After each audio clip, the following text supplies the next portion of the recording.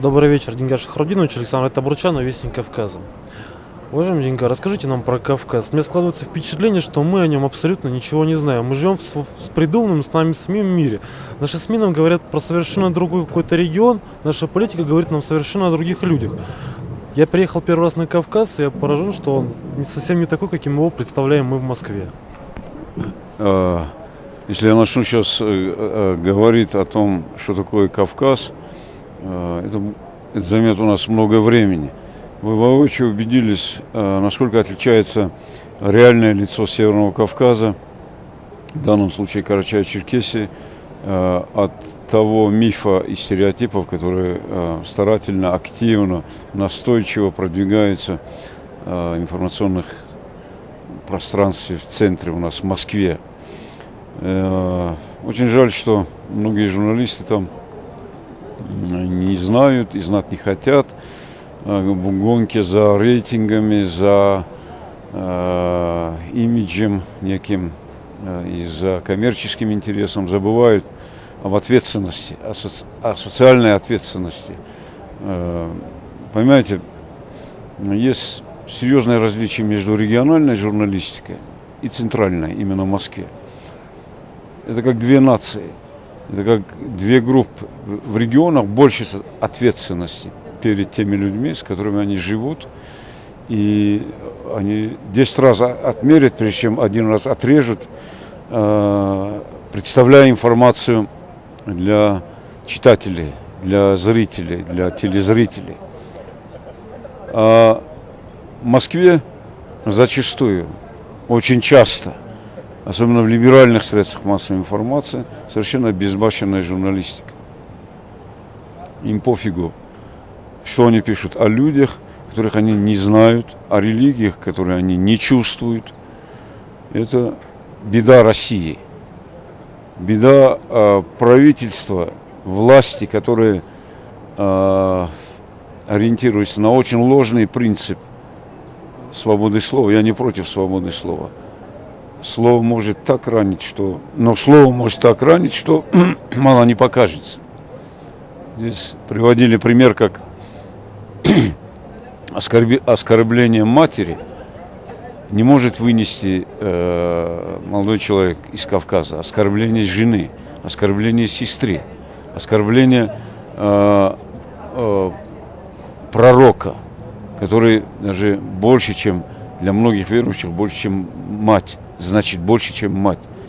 А журналисты, ориентируясь чисто на свободу слова, могут запросто, рубануть такое, что потом рубцы долго заживают.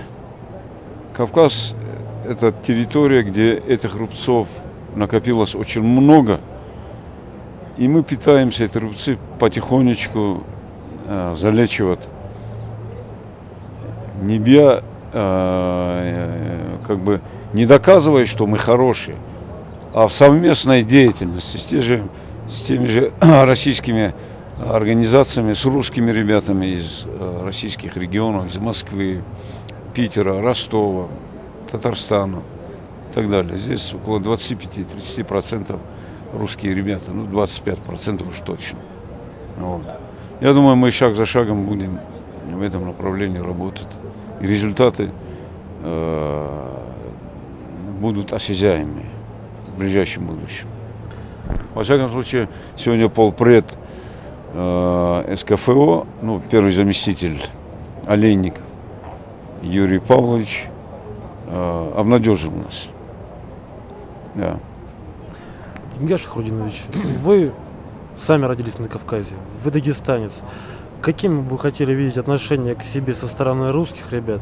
И каким вы сами хотели бы видеть отношение кавказцев к русским ребятам? Оно сейчас таким, какого вы его представляете себе, или оно все равно отличается? Есть все-таки какие-то у нас, такая какая-то грань отчуждения такая, которую мы пока не можем преодолеть.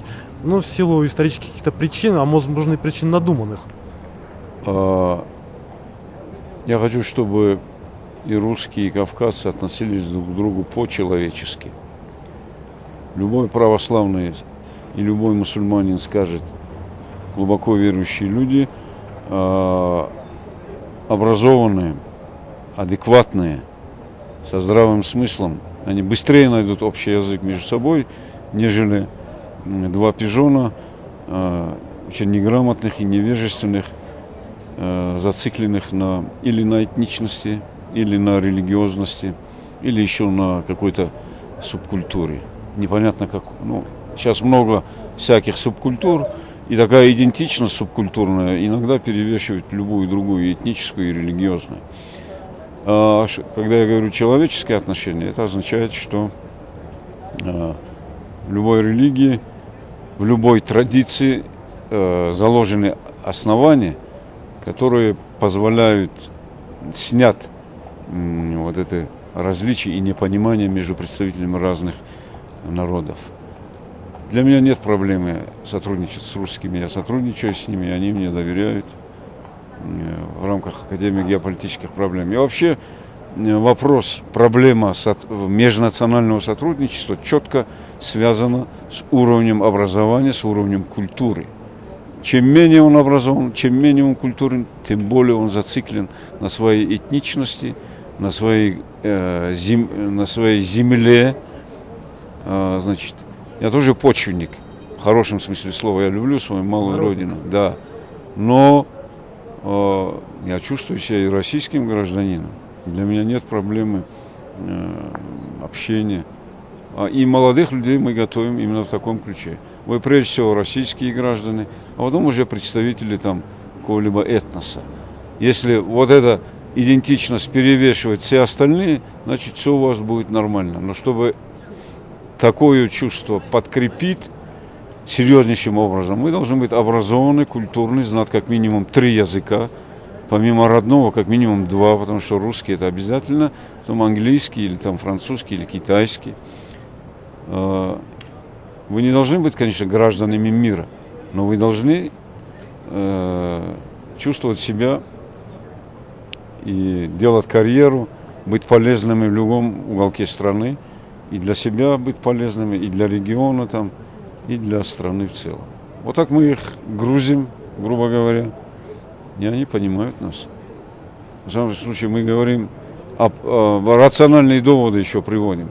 Здесь тесно, здесь конкуренция за рабочие, приличные рабочие места очень высокая. Здесь, к сожалению, не объективные факторы играют роль при приеме на работу. Готовьте себя к профессиональной карьере в любой части России. А поэтому вы должны быть образованы на чуточку выше, целеустремленные, настойчивые, образованные, культурные.